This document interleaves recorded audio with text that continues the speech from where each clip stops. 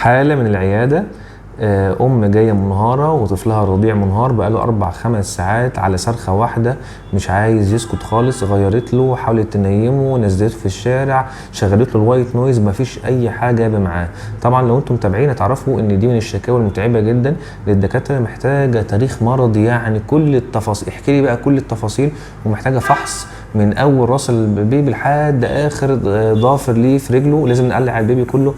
المهم أثناء الفحص لقينا في المنطقة الإرابية فتق، والفتق ده مخنوق. يعني يا دكتور فتق إرابي؟ ببساطة عبارة عن جزء من الأمعاء نزل في المنطقة الإرابية. إيه المنطقة الإرابية دي يا دكتور؟ دي عبارة عن المنطقة اللي بين الفخذ والبطن. نتيجة ضعف في جدار البطن ممكن ينزل جزء من الأمعاء في المنطقة الإرابية. طب دي علاجها إيه يا دكتور؟ علاجها على طول دكتور جراحة أطفال فورا لازم يشوفه. طب يا دكتور يعني ما ينفعلهاش علاج؟ ما فيهاش علاج غير الجراحة. طب ينفع استنى شوية؟ ما ينفعش نستنى شوية. أقول لك إيه المضاعفات بقى؟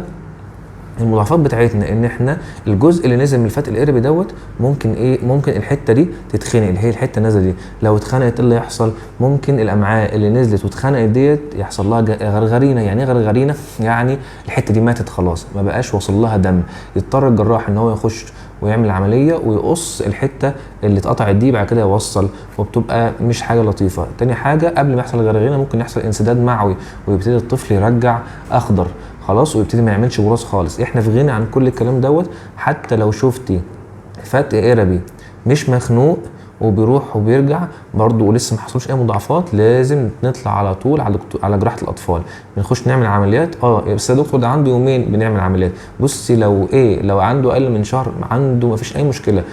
اهم حاجه ان الفتق ما يتخنقش ويحصل مضاعفات. ربنا يحفظ اولادنا.